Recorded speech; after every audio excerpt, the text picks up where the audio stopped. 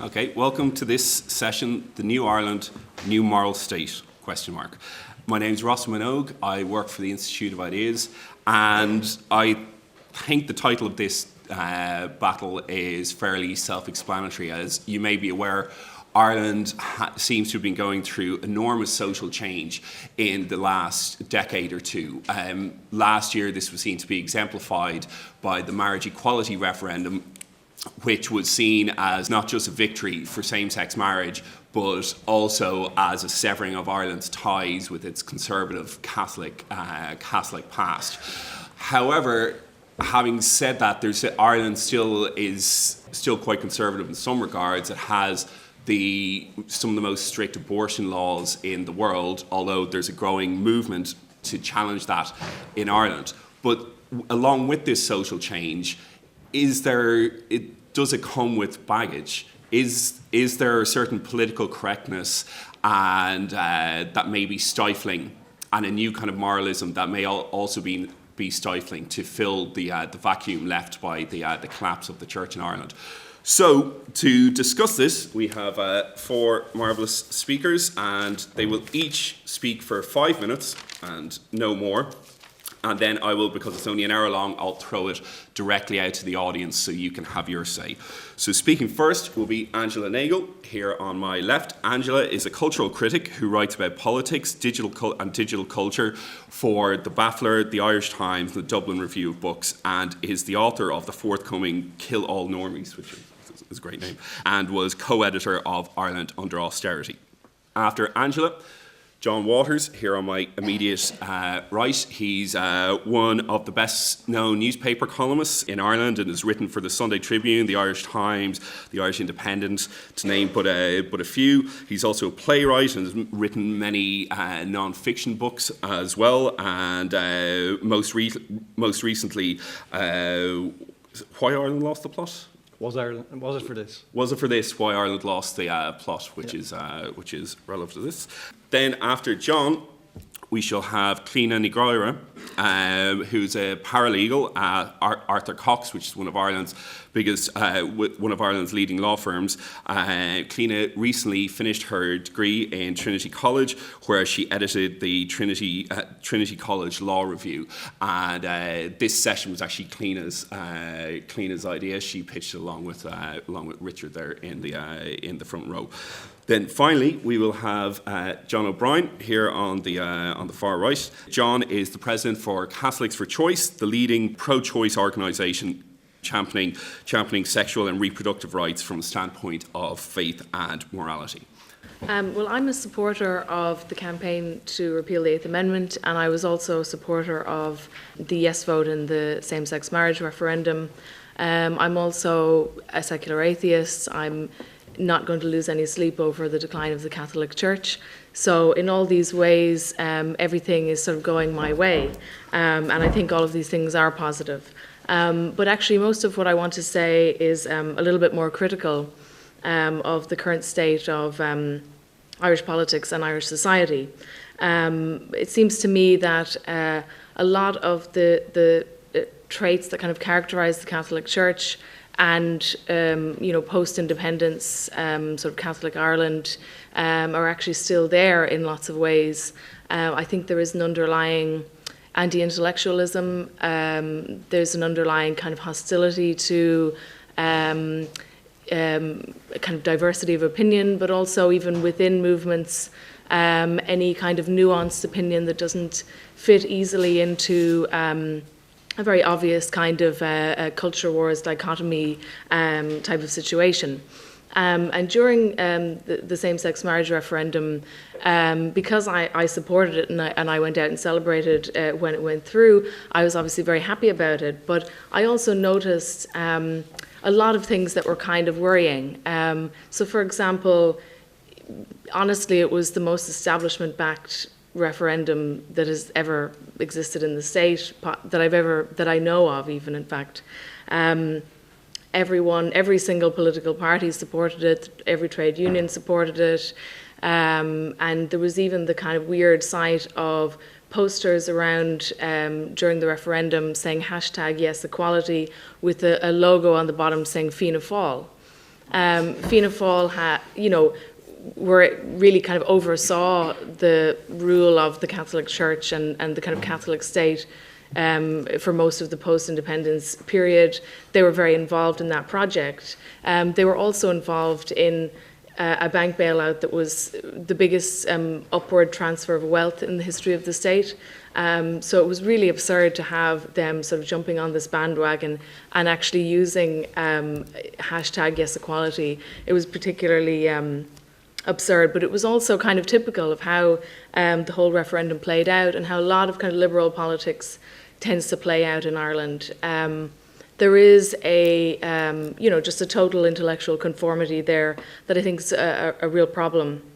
Some of my British friends ask, why is it that Ireland, was progressive on same-sex marriage, but has these very strict abortion legislation? They can't really get their head around how you could have one and not the other. But it seems to me that, in a way, it actually makes loads of sense.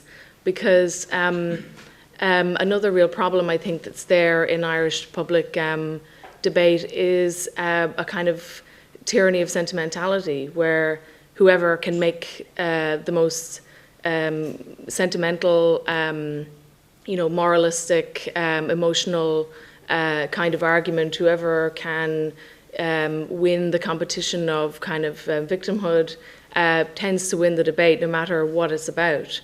And so on gay marriage, it's kind of very easy to sentimentalize. A lot of the imagery, was hearts, love hearts and things like that. It was all about love and, even just to give you an example of how biased it was, one station even broadcast the results of the referendum from the George, which is the main sort of gay bar in the middle of Dublin, knowing what way it was going to go and that it was kind of a foregone conclusion. That's kind of the tone of so much of the debate. Of course, this year, there's a lot of talk about 1916. That was another one where I felt there was a kind of very mindless, it really felt like, in many ways, a kind of consolidation of the partition state, rather than a chance to really discuss the North, which seemed to me to be the more important thing. There was a lot of talk of the values of 1916, but very little talk about, for example, the fact that in terms of sovereignty, Ireland is kind of a joke between the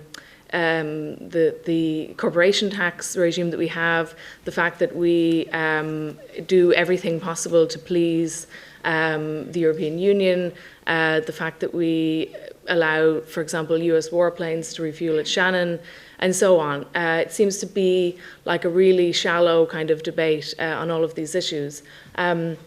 So really, while I support all of these things and, I hope things continue to go my way, I also know that it's going to be a problem in future because as the abortion debate goes on, for example, right now, because it's all about, extreme cases, fatal fetal abnormalities and so on, we can kind of win the sentimental war, right? Because it's all about sort of women who've already been mothers, really tragic stories, awful experiences. But what do you do beyond that? Because if you've only won on the grounds of sentimentality, you're not really going to be able to make a case for abortion on demand, for example. I'll finish there. Thank you very much, Angela. John Waters. I agree with quite a lot, surprisingly, of what Angela was saying. I don't know if I'd necessarily go to the same place with the kind of points she was making as she would go, but I do agree with them, and I'll come back to that. But I disagree fundamentally with the whole way this whole motion, this subject is thought out, because it's sort of set out in a kind of a way as if, it's inevitable that progress history will go in a certain way, and that Ireland has a duty to step up, and at a certain point there will be staging points along the way. Gay marriage will pop up and abortion will pop up and so on and so forth. That isn't the way I see the world, and I don't think it is the way the world is. This wasn't about that. The blurb for this, I'll just go through sentence by sentence just to show how far from what I think it is. In May 2015, Ireland voted by an overwhelming majority to legalise same-sex marriage. It didn't actually vote to legalise same-sex marriage. What we voted on was to change the meaning of marriage, to change the definition of marriage, which has implications for everybody in Ireland, not just for gay people. That's the key point. And I took a position on it in order to protect the rights of fathers, and single fathers in particular, which were seriously damaged by the kind of legislation that was being brought in. And nobody, all the progressive liberals, were not alone, not in favour of that, but they were against that. So this wasn't about egalitarianism or decency or truthfulness or anything like that. This is about ideology, full stop. So that's the first thing. Second sentence. The decision hailed as a social revolution marks an important diminution of the authority of the Catholic Church over private morality. No. Catholic Church hid away from the whole thing. Was not involved at any level whatsoever. One bishop spoke out, not on a theological basis, but on the basis of the family questions involved. And he was stabbed in both sides of the back by the senior clerics in the land. Both of whom, probably, well, I won't go on. Anyway, Ireland in 2016. So, private morality. It was not about private morality. This was about changing the meaning of marriage. That's not private morality. That's the meaning of the central atom of our civilization. That is not private. That's about everything. That's about everything our civilization is about. So, you said there, Rossa, just by the way, before I forget, that we have the most strict laws on abortion. We don't. Some of the most strict. We don't. What we have is the protection of the life of the child in the womb. That's an entirely different matter. The Article 43, the Eighth Amendment has been reduced. It is actually Article 43.3, which guarantees, in as far as practicable, to protect the right of the child in the womb to the protection of its life. That is a very worthy human right, in my opinion. And it is not about conservatism. It is not about traditionalism. It is not about Catholicism. Whether or not Jesus had ever come, it would still be true that the child in the womb is entitled to the protection of the Constitution of Ireland, in my opinion. So it has nothing to do with Catholicism, and it's a good job that it hasn't, because the Catholic Church is actually worse than useless on all of these questions. It hides away. They're cowards. And not that I would want them to be involved, because they would make a complete hames of everything. But, so Ireland in 2016 appeared unrecognisable as a country long regarded as a conservative backwater, and its citizens disparaged as a priest-ridden people. By whom? By you people here in Britain. And that's what we're dealing with. This is what we're dealing with. We're dealing with a post-imperialist view of Ireland. You see, this is what it's all about. The same thing happened to me on Newsnight 2 days before the referendum, where I was in a darkened room in Dublin, having driven at 150 miles an hour up to from having entertained Prince Charles, one of your royal family here. We're very civilised over there, I can tell you. We're prepared to welcome members of the royal family of the United, whatever it is, England, Wales. I drove up. I was supposed to be debating with the Minister for Health, Aragon. I was put into a darkened room. I had to watch a film on Newsnight where there was old crones going around.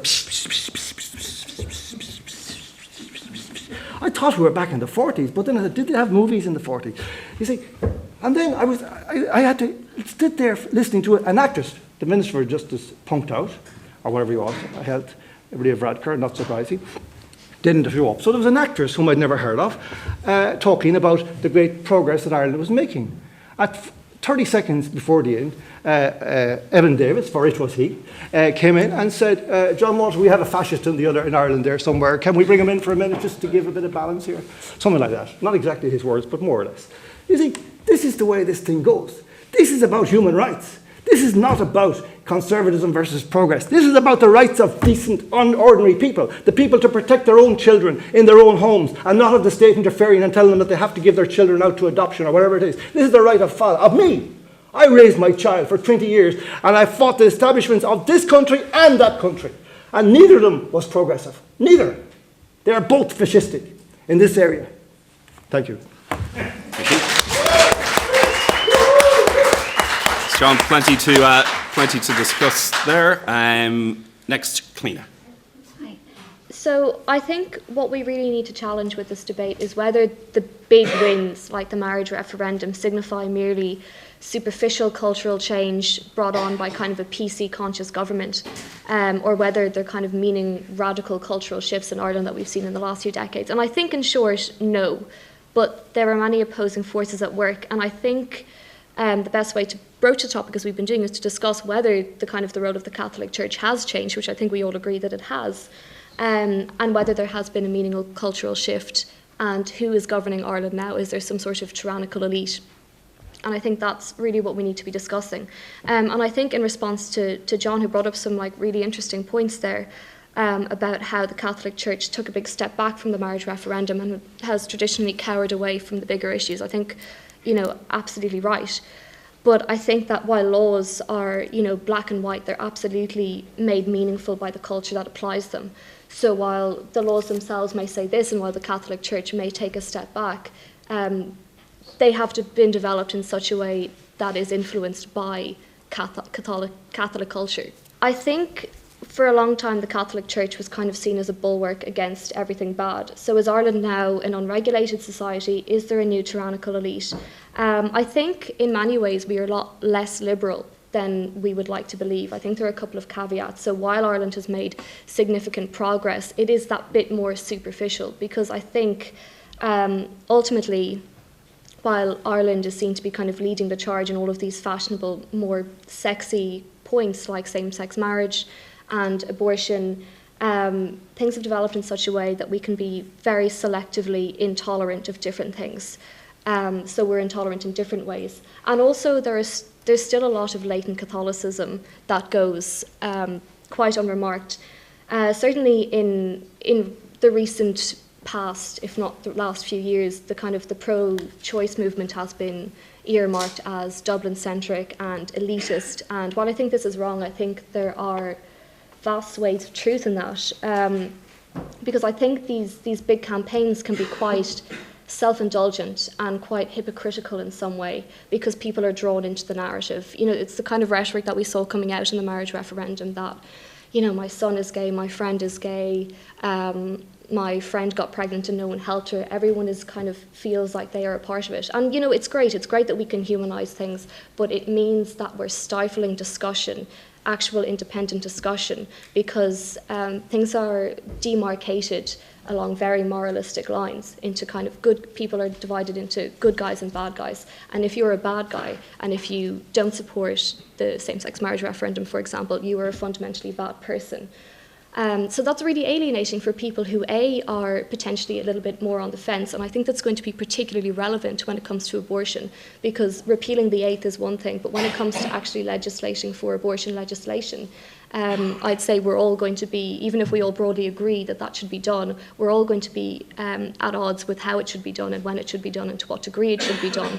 So I think these this rhetoric is inducing particular opinions that potentially people are going to feel demonized about. So I think, the social media flurry that we're seeing, particularly on Twitter. I know a few weeks ago there was a campaign that was #KnowYourRepealer, which invited everyone to contribute who they were and why they supported abortion. Abortion rights can cause harm for this reason, because it means that other important issues get glossed over because people get swept up into a particular narrative. I think a good example of this in Ireland at the moment is something like direct provision, which, other than like a few selective opinion pieces in the Irish Times and some speech by Michael D recently, no one's talking about these other things. No one's talking about something that is a direct violation of human rights. Even, it's getting very limited traction, even though we're in the worst migrant crisis since the Second World War. And I think ultimately all of these issues aren't going to be changed until we attack the kind of latent Catholicism that still exists, our prevalent Catholic values that underpin, a significant portion of the education system. 90% of primary schools still have ties to the Catholic Church, 50% of secondary schools still do. So the system is very much predicated on that sort of rote learning, quasi-religious attitude. And until I think that we can introduce real debate, maybe through more citizen assemblies like we have tried to do in July for abortion, we're not going to be able to test whether Ireland is actually becoming a more liberal country or whether there is sort of a tyrannical elite thing. I think ultimately the change isn't superficial. The changes that we've seen have made massive improvements to people's lives and been really meaningful for huge swathes of the country, and we need to respect that. But, I'll finish by saying we all need to be wary of our personal biases and do more to combat them. Thank you very much, Claire. Jon O'Brien. The Irish Central Statistics Office tell us that 84% of people now profess Catholicism. The lowest in over 100 years, despite the influx of all those Polish Catholics. However, like in other parts of the world, there's no guarantee that the morality that those Catholics would espouse would have any identification with the morality that the Catholic hierarchy would uphold. The Statistics Office also tells us that those who profess no religion are 300,000, a fourfold increase, biggest among atheists. It seems as though there is a shift happening. Yeats said romantic Ireland is dead and gone. I'm not suggesting that Catholic Ireland is dead and gone, but it probably has a bad case of pneumonia. It has changed and changed dramatically. It's not as though the Catholicism of the past was all bad. And I think there's a big, there's a big industry in bashing what Catholicism is and what it has meant to people. Everything's not a Frank McCourt book. And I think that there was a lot, whether it's Corpus Christi parades, the, adoration of the sacrament, the community that is and was Catholicism is a very important one and that had many good attributes to it. But it would be very, very stupid to imagine that what happened after independence, when the Catholic hierarchy were very much recruited by politicians who gave up their obligation to legislate on behalf of all the people and embraced very much a conservative Catholic agenda into public policy. The fact that divorce wasn't allowed, contraception was banned and or restricted, homosexual acts were illegal under the 1861 Offences Against the Person Act, the same law that convicted Oscar Wilde. Abortion was illegal and not available. And the censorship was unbelievable. You couldn't watch The Life of Brian, if anyone's old enough to remember that. Books were seriously banned. Even, books about sex education were banned. It was absolutely ridiculous. The Catholic hierarchy were not responsible for all that, but they certainly benefited from it. And there was a collusion, I think, with many in the political establishment around it. The reality was, after Noel Brown's mother and child scheme, when Noel Brown was, severely beaten up as a result of taking a progressive policy on women's health, I think a lot of politicians gave up their responsibility to legislate for people. Mass attendance is now down. There's a loosening hold of the church on education and healthcare. There's an increase in civil weddings and humanist funerals. There's a new sheriff in town. I'm not sure, though, whether, like my colleague, I very much agree with her fears. I'm not sure at all that whether that new sheriff is very good. Kim Holmes talks about a new morality and a liberalism. And we saw this very much as a result of the gay marriage referendum. There is intolerance now is championed in the name of tolerance. There's a closed-mindedness in the name of open-mindedness. Hatred is done in the name of compassion. We don't expect our liberals to be wolves, authoritarian wolves in sheep's clothing, but unfortunately, many in the liberal establishment are becoming that. Is liberalism about ideas, or is it about establishing power? Is it possible to disagree with one another without abusing one another is a real question that I have. This is the era where name-calling is the de rigueur of how people want to avoid debate. The other is always a bigot. You're a misogynist, you're a racist, or you're a homophobe. And I think people can be these things, but it's also possible to have real reservations about same-sex marriage, immigration, or abortion without being any of those things. And we should be willing to engage one another in the battle of ideas. I think what, the people who are ultra-fundamentalist conservatives live on the same street as those who are illiberal liberals. They could actually knock down the wall and live in the same house together because they have so much more in common than they actually think. I believe the solution for us is to seek a secular society. And secularism is not being anti-religious. Secularism is freedom of religion and freedom from religion. I believe that's the morality that Ireland should be embracing. Thank you.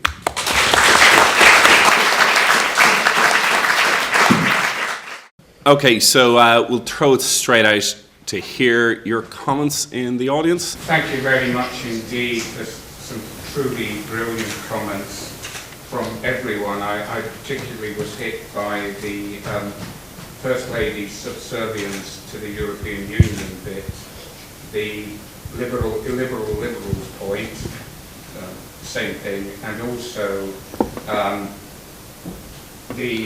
one of the gentleman's comments, which I'm pointing out, just the first gentleman, I've just missed from memory. My question is about the implication of Brexit, whether Britain leaves hard or soft or even muddles to stay in.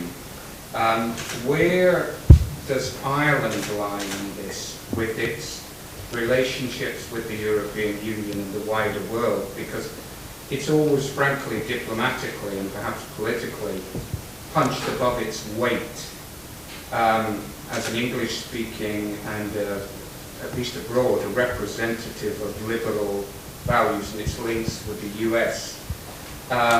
There's an opportunity there as the standard bearer against European Union corporatism. I've worked for the European Union in Ukraine, and I can assure you that mission was not the Entebbe raid. So where do you see Ireland's opportunities? I want to throw one further event into the mix, which is the paedophile priest scandal.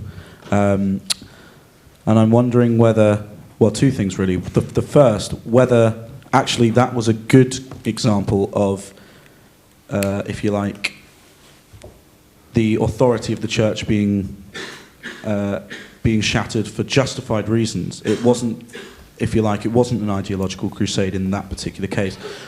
And there was some considerable justification to the controversy that went on there and the lack of confidence people then felt in the Catholic authority. That said, I do think it's important to remember with that one a theme that's already come up in a couple of the speakers, which is that much of the intervention in publicising that was done through the UK and through particularly London-based secular charities. The British Humanist Association played a major role in quote-unquote whistleblowing on that.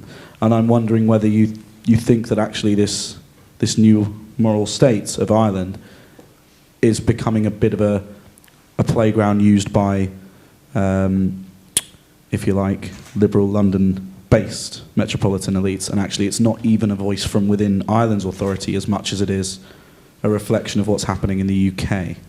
I was very interested by the introduction to the panellists by you, Mr. Chairperson. The conference is entitled, The Battle of Ideas, the slogan this year is freedom of speech. And it's wonderful to be in a forum where freedom of speech is being appreciated. Yet, I noticed that you editorialized on the title of one of this gentleman Waters' books. You know, how Ireland lost the plot, and then you editorialized on that. And I thought that was displaying a certain bias pre any speaker. I enjoyed the contributions of all the speakers. I particularly like the idea of Ireland becoming a secular state where freedom of, I mean, I'm a totally non-religious person with no religion. I would be a secularist, I believe. I was an atheist for a long time. But I feel that freedom of speech itself would be worth discussing at this forum. Thank you. I misread my own handwriting. I wasn't editorialising anything. Thank you. It's a question for everybody, but it really comes from Angela's comments about the 1916 commemorations. And I wonder if behind some of these debates is actually a problem in defining what some of us older people used to call the national project. But even when we talk about Ireland, again, I'm old-fashioned enough to think of 32 counties, and it's clear from the conversation that we're talking about 26. Is there not an argument that, in a way, the failure of the national project, the failure actually to define Ireland, which I think is a product of partition, the type of state that John referred to, the role of the church, but more importantly the role of the political parties in using the church, that in a sense is sort of almost implicit in a partitionist state, in the same way that the 6 counties reflected a particular type of unionism. So that in a sense this is always going to be a question that Ireland is always in the process of becoming, because in a sense it's still always going to be very half-formed. That there are important elements in Irish society in the 32 county sense which are not reflected, and that in a way this is always going to be a very open question. That 2016 and the commemorations really raised that, but as you say, the issues of the North were put behind us, because of course we were now talking about a 26 county state, not the All Ireland Republic, which the Rising was all about. Yeah, thank you. So, John Waters, you made the point about how if Jesus had never been around, it would still be an issue of human decency to protect the rights of an unborn child. But I think that the question of abortion has been treated like it's an issue of conservatism versus liberalism, in the same way that same-sex marriage was. And so I think the rhetoric has been that those who are against abortion are in the sort of liberal good guys camp, and those who are, the pro-choice people are in the good liberal good guys camp, and the ones against it are in the bad guy camp. But it's such a different issue than same-sex marriage. And I wonder if you have any vision for how to change the rhetoric around how we speak about this issue, because there's such a danger that these narratives become so strong that people start aligning themselves with this narrative of progressiveness versus conservatism, and that's not the issue. We'll come back to the panel now, and you can either respond to something someone else on the panel said, or indeed a comment from the audience. So, Angela. Well, on the kind of cosmopolitanism and the way in which Ireland is used as a kind of proxy for other kind of culture wars in other countries, that's not something I feel, in any way sensitive about, or that, I don't see cosmopolitanism as a problem particularly, and I would actually welcome a lot more influence from abroad, and particularly from the UK in Irish society. I think we could actually benefit an awful lot from the way, for example, that public debate is conducted here is always very impressive to me. Going back to the same-sex marriage referendum, if the same exact referendum, I mean, it wouldn't happen that way, but, let's just say hypothetically, if it were to happen in the UK, I can really imagine how it would play out, and I can imagine sort of these really theatrical kind of figures like David Starkey kind of, and people like that, and there would be actually a really impressive, really articulate, kind of really fearless, like case made on all sides, and it would be that would just never happen in Ireland, so I actually, I welcome all influence from the UK to Ireland, to be honest. As for the 1916 question, well, actually the EU one first. I thought it was very strange. Like trying to kind of understand how the whole Brexit thing played out here was very strange to me, because in Ireland it's just sort of a given that there's a left and right kind of uncomfortable alliance on all EU issues. Like all the socialist parties are pretty anti-EU, and then there's a kind of a right-wing anti-EU thing as well, and it's kind of just an accepted thing that you have to just be in a campaign with people you don't agree with very much for on that one issue. Whereas I think from what I could see from how it played out here, it seemed like that was just absolutely intolerable to people on the left. The idea that they would be in the same camp as people on the right at any point seemed to be just something they couldn't stomach. And that's not how it is actually in most of the European countries. I mean, I think, in Greece, for example, it's obviously they have to align with really far-right people, and in many cases they're willing to do it because they agreed on the issues, rather than, it wasn't an issue of, I don't want to be in the same campaign as someone who's right-wing because they might be a racist. I mean, if you're not campaigning on racist grounds, then I don't really see why that was such a problem that they couldn't just kind of hold their noses a little bit. And on 1916 in the North, I mean, I'm always kind of terrified of broaching the subject of the North, not actually just because it's sort of controversial, but because there's always somebody in the North in the audience who will take you up on getting something wrong. Yeah, I mean, I did just think that the commemorations were a celebration and consolidation of the 26 counties as what we understand to be Ireland. I'll try and answer all the questions, maybe all together. Most of the questions kind of take as read this assumption of a paradigm based on, past bad, future good, if we do the right things. Progressivism, This has been shown, going right back to Edmund Burke, to be complete nonsense, that you can't do this, because mankind is incapable of generating within himself a progress in his moral sensibility. And that's the fundamental flaw with all this stuff. So I don't accept it. Things go around in circles, things go backwards, And to set up a menu of issues, which become not just a political agenda, but then a moral agenda, whereby unless you sign up to them, there is something morally deficient about you. That is at the root of all our fundamental problems of our democracy in Ireland. And we have fundamental problems of democracy now, not to do with Catholicism or any of that stuff. Because we had, in that referendum last year, 99% of our parliament on one side. That's the complete negation of democracy. 99.9% of our media. That is a negation of democracy. We don't have a fourth estate anymore.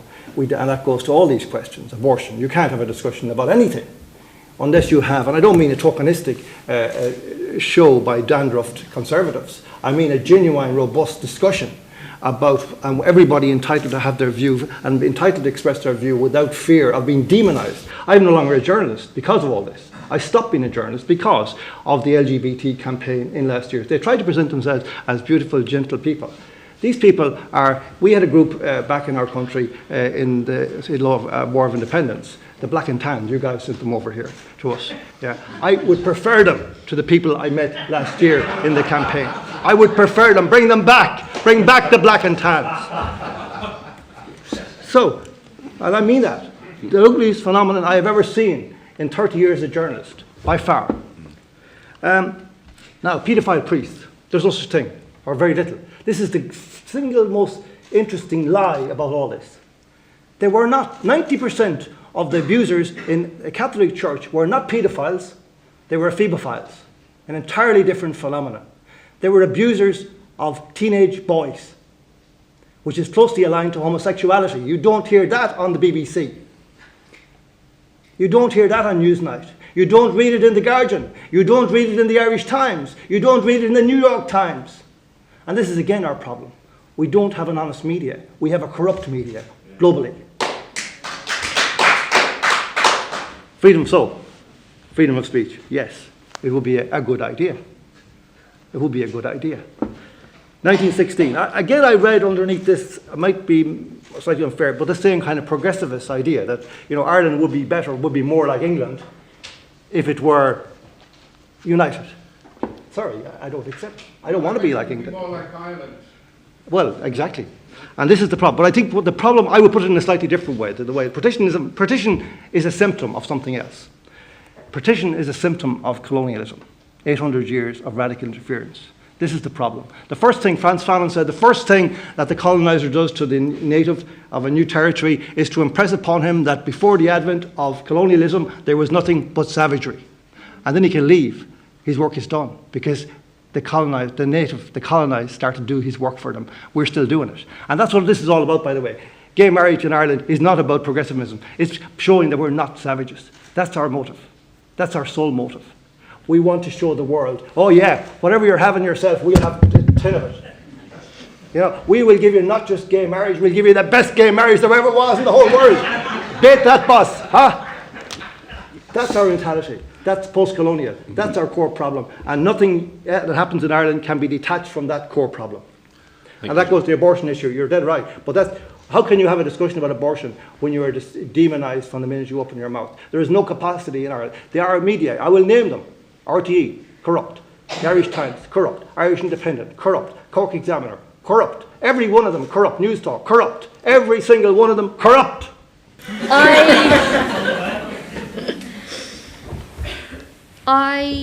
I think a lot of that comes down to the kind of thing I was talking about and the way people are being drawn into this narrative. And I think there is an awful lot of truth in it, and I think there's an awful lot of untruth in it, because I question that if 99% of our government and if 99% of our media and if 99% of everyone was actually in favour of these things would be moving an awful lot quicker than they are, but they're not. So yes, I would question that. I do think it's an issue, and I think people can't put their own personal biases aside, and I think that's becoming more and more evident, and I think actions need to be taken to counteract that. I don't think that means that the change Ireland has seen in 2 decades has been superficial. I don't at all, but I do think that we are in danger of stifling debate.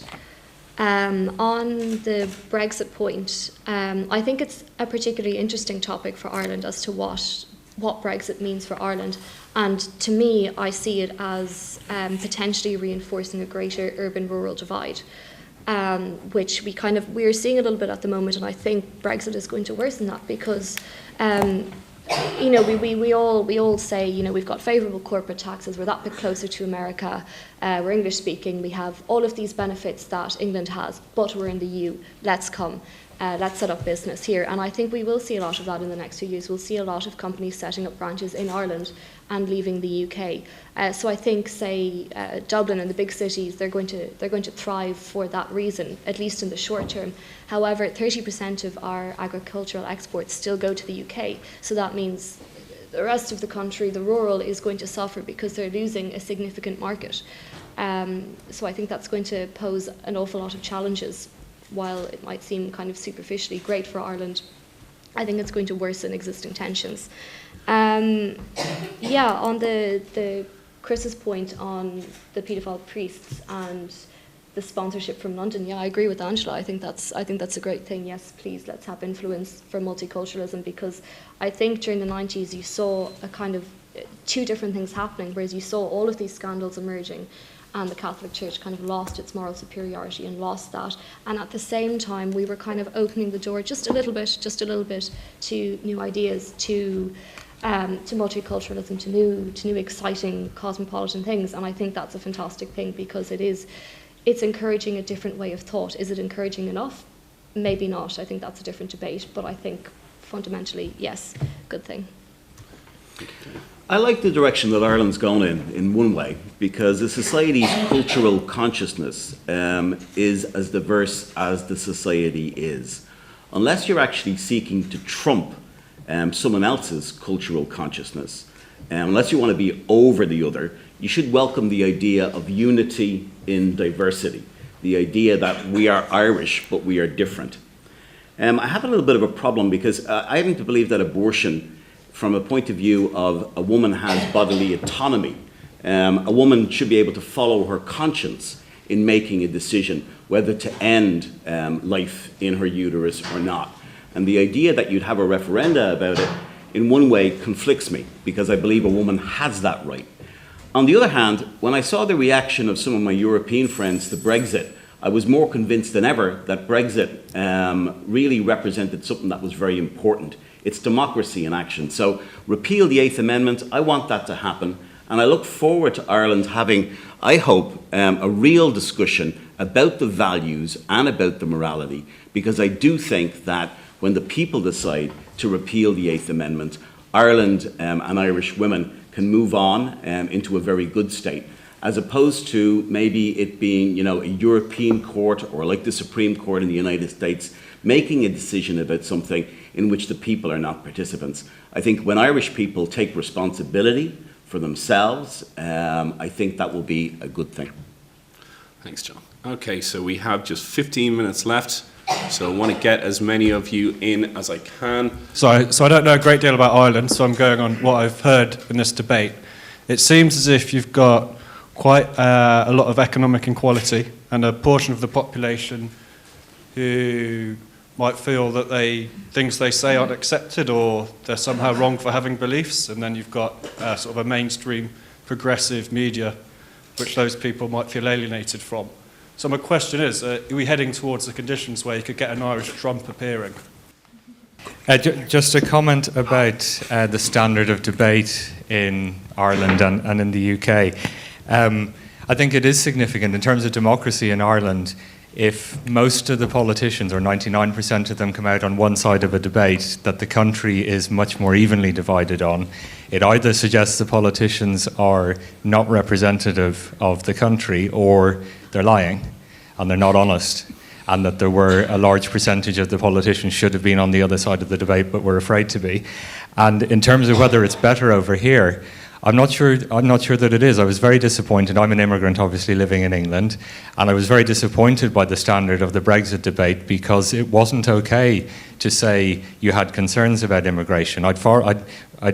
Doesn't matter what the outcome of the referendum was or whether I agreed or disagreed, it should have been possible for people to say, I think there's a problem with immigration, without being branded with the far-right racist.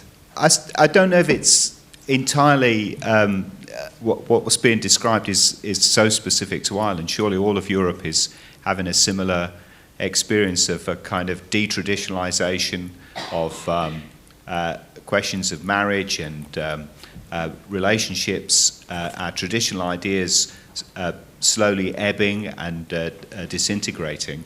And I find that the kind of difficulty here is that the pace of change is all determined by the decay of one set of moral values, and that it's quite difficult to maintain a kind of thoughtful or critical or inquiring attitude to what emerges, because we're all kind of ganging up on, that was bad, all this is disintegrating, all that's rubbish, and you kind of mark yourself out as a good person by saying everything new must be good, and the difficulty being is that we lose our critical sense of what it is that we want. We feel that we know that the values that are going are wrong and need to be unpicked or worked away, but losing a sense of being sure that we know what it is that we're creating to put in their place. Apologies again in advance, I'm an Englishman and so I don't understand much of this.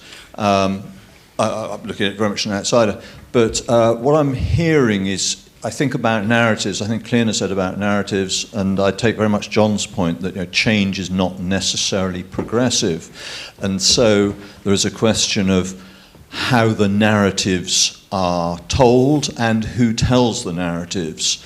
And my question then is, thinking as an English person, what the Brexit campaign obviously showed up was a considerable sort of dichotomy between London and pretty much the rest of the country, and the idea of the famous metropolitan elite and the problems with their mindsets and their narratives. And my question is just, how far does that happen in Ireland as well? How far is Ireland Dublin-centric, and the narratives are sort of dictated or built from a Dublin perspective? And how far does that actually reflect what's going on right across the millions across the country? In my opinion, the events that are taking place in the last 10 years in Ireland or so, have a long kind of previous history that didn't just start in the last 10 years. I mean, they go back to the 1980s, really, when, if you like, the experience around the most important political question that had dominated Ireland for 50 years, the national question, started to dissolve. And there emerged, particularly, you could use the example of the Field Day group in the North, playwrights and poets, the now dead Seamus Heaney, and so on, who began a cultural movement thinking we can unite people across the divide in Ireland. We couldn't do it with politics, we'll do it with culture. And there began a cultural movement to try and sort of push that idea. And it was the beginning of the end of the politics that dominated Ireland for the previous 70 years. And, just like here, where we know the disintegration of left and right has left us with a kind of political dichotomy that has been filled with culture wars and the same kind of questions that we're talking about here, gay rights and so on. And in Ireland, the peculiar example of Ireland's kind of political history of the national question has been replaced by this new culture, or the idea of, politics being replaced by culture as a way of organising the society? And thus all these questions come into it. But, the point is, none of it is progressive. It's nice to say, oh, multiculturalism, the idea we should respect each other is a wonderful thing. And, said like that, who could disagree? But the reality of it is it divides people.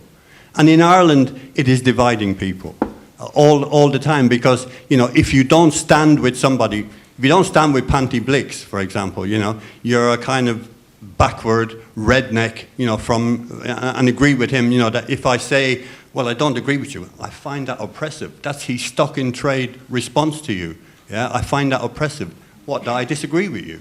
And these are the kind of questions that seem to me to be particularly acute in Ireland at the moment. And it's politics by a different kind of name, and it is no way advancing the whole question of freedom and liberty in Ireland. Okay, I'll keep my remarks very quick. I basically just wanted to draw out the tension that seems to be underlying what everybody's been saying, but nobody's quite addressed it yet, is where do you think this new morality has actually come from? Has it been solely the decline of the Catholic Church? Has it been the influence of multiculturalism for elsewhere? Has it been because people have suddenly discovered that they can think outside of just what the Church is teaching them? Or is it coming from a completely different area of politics or society, or from the influence of the UK and the EU? Interested in your views on how the return of the diaspora sort of post-2010 is going to impact state of things in Ireland. On the one hand, you could imagine they come back with a much more worldly view, potentially more progressive. On the other hand, as an expat, it can increase your sort of nationalism. So to come back on all of that, you each have 1.5 minutes.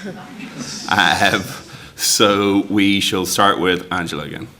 Well, in terms of the Irish Trump, somebody asking about that, a strange thing is that even though like most of our political system is made up of very localist kind of politics and people sometimes say like parish pump kind of stuff, for some reason our president doesn't actually have that much influence.